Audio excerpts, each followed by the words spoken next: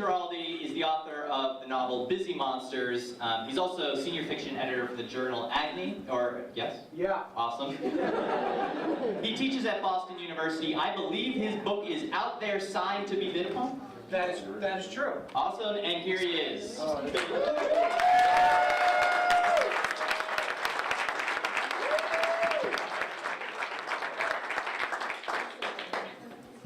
Hi, Chester. Hi, William. I'm so happy to see you, and I hope you're happy to see me. I'm going to read from the opening of Busy Monsters, and Steve is going to read, and then we're going to talk a little bit. But John is right. So this book has my signature on it, and I'm sure you know what that means. In 1,000 years, this very copy. So your possibly great-grandchildren will benefit from you being here tonight. And then what we'll do is we'll build a time machine and then take that money and come back and do something good with it. First chapter is called Anti-Hero Agonistes, and it goes like this. Stunned by love, and some would say stupid from too much sex, I decided I had to drive down south to kill a man. Jillian and I were about to be married, and her ex-beau of 4 years, Marvin...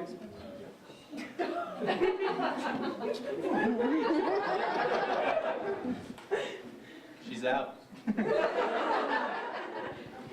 If that was better than this...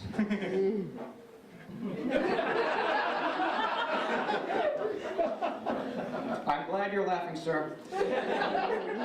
Stunned by love, and some would say stupid from too much sex, I decided I had to drive down south to kill a man. Jillian and I were about to be married, and her beau of 4 years, Marvin Gluck, Virginia State Trooper, boots and all, was heaving his psychosis our way, sending bow-tie packages, soilsome letters, and text messages to the bestial effect of, if you marry that baboon, I'll end all of our lives.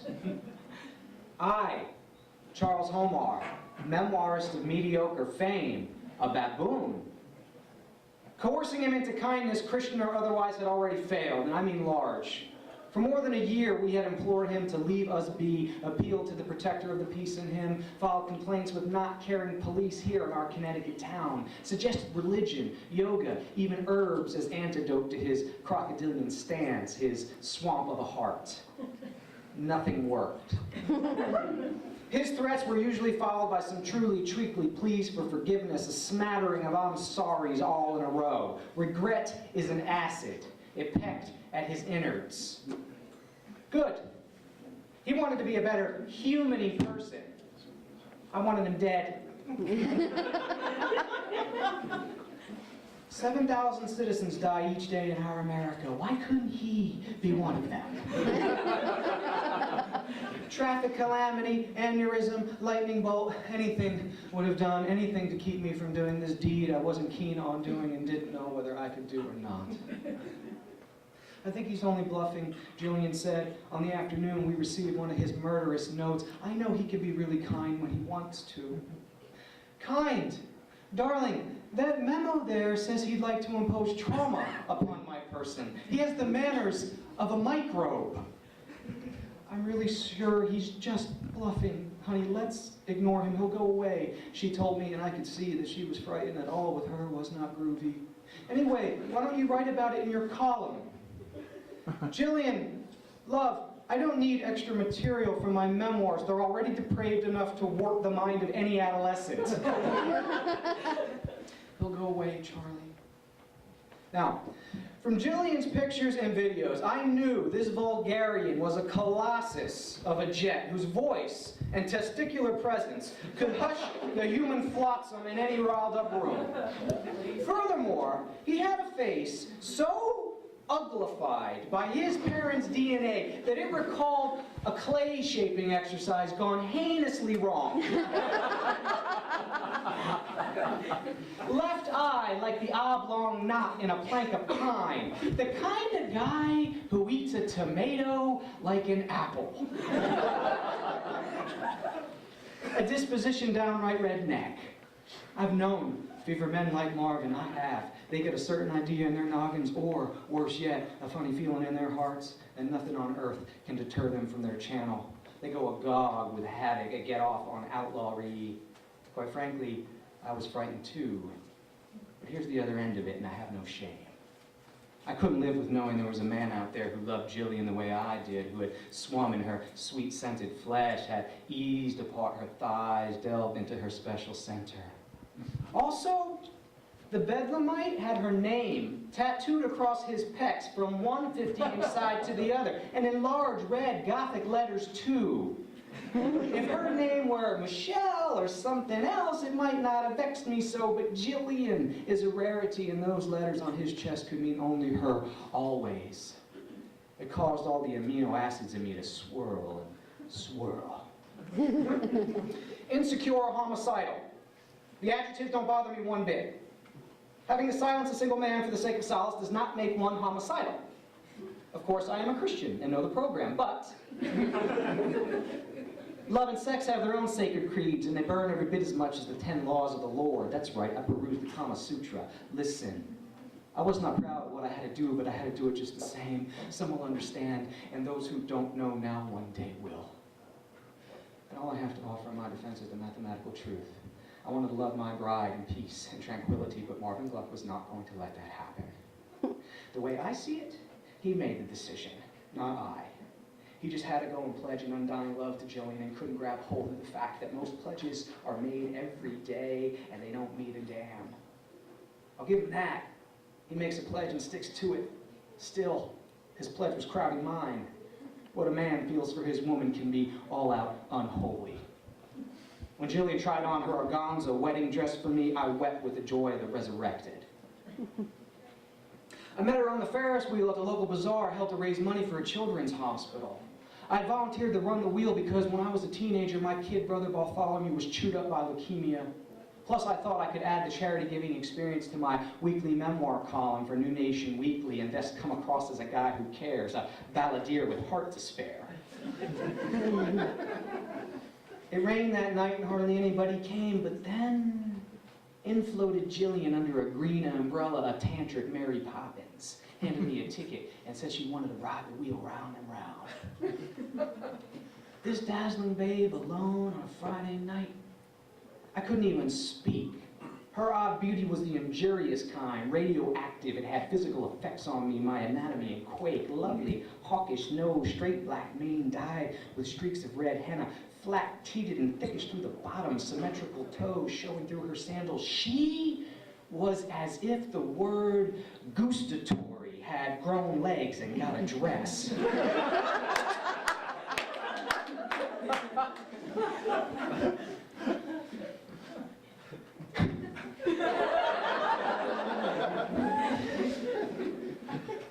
For 20 minutes she rode the wheel, and I watched her with her head thrown back and eyes peeled on the sky, patches of light that glistened behind evil gray clouds. And then, ours, the rusty wheel stopped turning, trapping my lady at the top, and this despite my frantic punching of buttons and yanking of levers, consulting with the bizarre electrician and under bewildered passers-by. Can you imagine? A damsel, a hostage 60-some feet up there. Well, I, in my valor and Levi's jeans, could not very well let her stew in the drizzle, and so, with very little pause and a showy casting off of my rainwear, I began climbing lemur-like up the steel links and bars of the Ferris wheel. "You're gonna break your skull, fella?" The gal kept shouting down to me, to which I replied, "I'd break that many more in the name of your safety." She stressed to me that she'd just as well wait for the fire department. Those valiant buccaneers, a ladder company number 5, skirt chasers and wannabe samurai, all of them. Rather than risk bodily damage straddled across my back, I'd hear nothing of that. "That is not romantic," I told her. And when I reached into the cage, I thrust out my strong grip just as I had seen numerous movie heroes do, and then, reassuring her of my brawn, flexed a bicep. I was in excellent physical condition, it's true, and could have modeled for one of those home gym systems with all the pulleys and wires and whatnot. Likewise, my hair had Vitalis shine, was not thinning. She appeared incredulous, and who could blame her? "Just hold on," I said, "and put some trust in me. Charles Homar, Others have done so and not been badly disappointed. I'd rather not die, she said. Thanks. Not a chance. I'm neither brash nor bogus, just a citizen out doing his duty. Look into my eyes, miss. What do you see there? That's right. I was a Templar knight a few lives ago. Let's meet the earth. Why do you speak that way? What way? What way? That weirdo way. No comprende, chica. Oh Christ, she said, are we really gonna do this? And I said, really. Light as a bag of foam packing peanuts. She and I descended that metal mess Mr. Ferris would have disowned had he seen it. This feat heroism came breezily and without much sweat, so jazzed was I on her pheromonal scent, the elements of lust just then coalescing into love, a single-cell splotch becoming a giraffe. Onlookers cheered, some clapped. One obese popcorn eater, spellbound by the scene, had a swift backslap for me and then mumbled something incoherent, though it sounded faintly congratulatory. Soon the fireworks were done. Boredom ensued and people dispersed. Jillian and I stood there, hands in pockets not 5 feet apart, her breath still the nervous kind of the almost harmed. Me, I was sweating now, but not from the climb. Thanks for saving my life, fella, she said. I guess you're a hero. It's just a job, madame. But we could have waited for the fire department, you know. Where did her lips get their collagen pink puff? The last time I had seen lips like those in person was when unwise nuns had hired me to teach autobiography to a classroom stocked with teenage Catholic females. In my head now was a violin and organ ditty, Circe 1850, something German. Local firefighters would have accidentally grabbed your breast while helping you down, believe me. I see, she said, and your touching my breast was accidental? And then that record playing my dream in German did scratch to a halt. You know the sound. What? I touched your breast. No, I'm a gentleman. Really, no, I didn't. Did I? I'm kidding, she said, and her teeth were so white. Not touched, more like brushed. Oh, shit, I'm sorry, really, this is an abomination, a breast brushing abomination. I didn't mean to, I mean, I was just saving you, and stop, I'm just fooling with you. But I am grateful for your gallantry. Tell me your name again. Charles Homar. And I proffered her my hand, a tremble. Charles Homar, the writer, New Nation Weekly. The one and only, madame. And I bowed here like a squire or some such, someone who owns property, fights criminals, admires estrogen. I like your columns, she said. I don't read them every issue, actually, but the ones I've read I like a lot. That silly one about how you almost burned down your house trying to kill a squirrel in your attic. Oh, that squirrel. Yeah, my feigned modesty, look, bashful. They make squirrel traps, you know. Or you could have called an exterminator. You didn't have to build your own flamethrower. Right. That makes more sense. The end of the rain, some orange sky aglow, and the carnival got hopping again. All around us, families and teenage kids, some on skateboards, some smoking, some with arm tattoos, an advertisement of their parents bungling, scudded to and fro again, clutching popcorn and cotton candy and the kind of acidic soda that makes lead vanish. All of them unaware of the enchantment happening right there in front of me, what the orange sky meant above. Julia said, is everything you write true, though? Sometimes I had the feeling you were making shit up. I must have been staring in silence, owlish, at those diamonds below her brows because she said, Mr. Homar? Yes. I mean, no. Everything's true, 100%, absolutely. But why is that, kind of famous magazine writer working a Ferris wheel? Kind of? Charity, I said. Goodness, you know, Christian values. Hey, you don't sound like you're from around here. What brings you to the democratic state of Connecticut? A job, what else? But I had to get away from my boyfriend.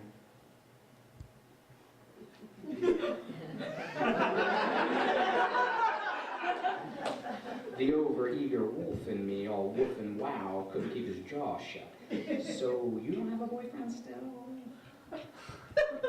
She only shook her head ever so wanly and glanced down at my sneakers, new Nikes that made me feel younger by 3 or 4 wrinkles. Of course, what followed was an awkward, sweat-inducing pause, me trying to summon a sentence devoid of degeneracy. Well, thank you again, Mr. Homer. I look forward to reading more of your memoirs. She touched my shoulder just then before turning away, and I watched her leave, all the centimeters of me paralyzed in a way I had not felt before. But inside me, think Vesuvius. For many minutes I felt her hand there on my deltoid, her scent lingering as if smoke from a much-needed flame. Okay, I'm not a deluded man, right? Nor barmy. My life was not lucky. Beauteous females with a slight Virginia drawl did not often accept my offers. Past girlfriends had told me I was just a pinch shy of handsome, which I did not mind. And so I let Jillian stroll away that night, a dark cavern beneath my breastplate, all the bats slapping their wings wildly. And 10 minutes later, the Ferris wheel now defunct, I went to grab my raincoat, and I saw her green umbrella hooked there on the entrance gate. Opportunity. Did she leave it on purpose? I turned over that entire village in a parking lot, including back alleyways where grotesque carnival creatures transgressed against God with absinthe, and inquired about my mission and couldn't find her anywhere. She was gone. You should have seen me sprint into my car through the carnival crowd, knocking into elbows and pocketbooks, pieces of popcorn flying in one direction, Coca-Cola spraying in another, multiple mouths cussing directions about where I could go and how fast I should get there. I hurried off the grounds and started down a vacant Main Street, a suburban boulevard so cosmetically altered since my childhood that sometimes I'd wake from a nap and feel like Rip Van Winkle molested. There, in front of Vinny's Pizzeria, the very place I had been clogging my arteries since I was a freckled boy, one of the only businesses in town with a Sicilian order to stay. There was Jillian. I recognized her distinctive gait and veered to the curb. Stretched across the seat, I said through the passenger's window, "Excuse me, miss, you forgot your umbrella." "Who's that?" she said, coming closer. "It's me. Charles Homer, remember me? I saved your life back there, before, on the Ferris wheel, just now." She said, into the open window, "You're stalking me now, Mr. Homer." Just as my viscera were about to go topsy-turvy from dejection at being made a fool of, the word crestfallen occurred to me. Her cushioned mouth stretched into a grin, and I nearly sighed with relief. "Oh, you're joking." I said, "Thank God. No, I just wanted to return your umbrella. It looks like a good one." "And I suppose you're going to offer to drive me home, too, on account of the weather?" "Well, of course I was." "Tell me, Mr. Homer, why would a girl want to get into a car with a complete stranger?" "Well, because I'm not a complete stranger. Because I saved your life. Oh, and because you've read my memoirs. And, well, because you're lonely like me." "Interesting," she said. "What makes you think I'm lonely?" "Man can only hope." And after a short pause, she said, "The door is locked, Charles." "Oh shit, sorry," and I hit the button and then jumped around the race and opened the door for her, chivalrous and suave, I thought, something to remember. "Wait here," I said, "I'm getting our dinner," and I did more racing into the pizzeria. "Vinny," I said, "how long have I been coming here, Vin?" From behind the counter, next to the 1-ton, 50-year-old oven that was the secret to his ambrosial pies, Vinny says, "Since you were a kid, like, who knows, maybe a 20-year, Charlie." "That's right, Vin. 20 years or more, and I need you right now to give birth to a delicious cheese pie, the kind that double whammies, first the taste buds and then the hearts. My nights from now on depend on it. Do you accept this mission? Because if so, I need this godly pie in like 5 minutes." And I thumbed out the window to Jillian waiting in my Ford Hybrid. "Oh, okay, VC, you have got it, Charlie." Now imagine this, if you will.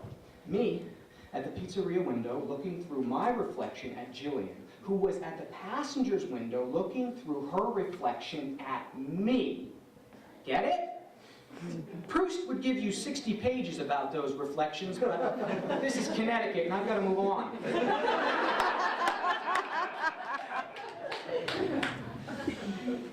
No beer in a bar, much less sex in my car, but just the two of us perched on the top step outside her one-bedroom townhouse with a cheese pie so succulent it rendered us speechless for minutes at a time. She had said that, lifesaver though I was, if I attempted anything wacky or even suggestively satanic, she'd go succubus on my ass. She had studied ninjutsu and Descartes and knew how one enhances the other. So don't get snaky, she said. And I warmed with admiration. Here was a gal with gumption, sang for it with a Virginia voice that might melt wrought iron. We talked and ate till midnight, the familiar chatter about childhood, siblings, and what we would buy if we won the lottery. I said I'd donate half the money to the children's hospital and use the other half to build a house with no other houses in view. She hinted that she was unmoved by my soppy wish to play Robin Hood for a hospital. And if I was trying to win her approval with stories of sick kids, the donkey and me could forget it. She said she'd spend all the money on a curvy boat and a team of scientists and fishermen trying to be the first ever person to capture a giant squid, which no modern human has ever seen alive, but about which tales abound. Astonishing. It lives, she said. I know it. Ancient seafarers have seen it. The problem is we think it lives at such great depths it's nearly impossible to find. Some carcasses have washed up on shore, but we need it alive. There's only a handful of scientists who have dedicated themselves to finding it. Sadly, the really big funding is scarce for the giant squid. Giant squid, huh? How do you become interested in that? In childhood, Charles, always in childhood. A monster? No, not a monster, she said. A beautiful animal.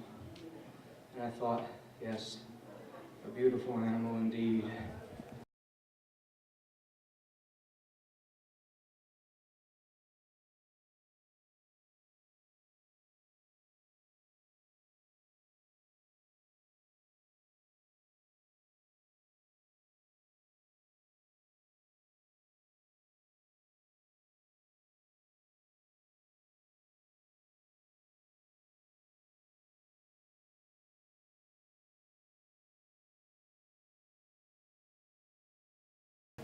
When I drove home that night, her number already entered into my cell phone, me jittery with a teenage thrill, alive again after what seemed bubonic eons, the lunar light pulling at my water.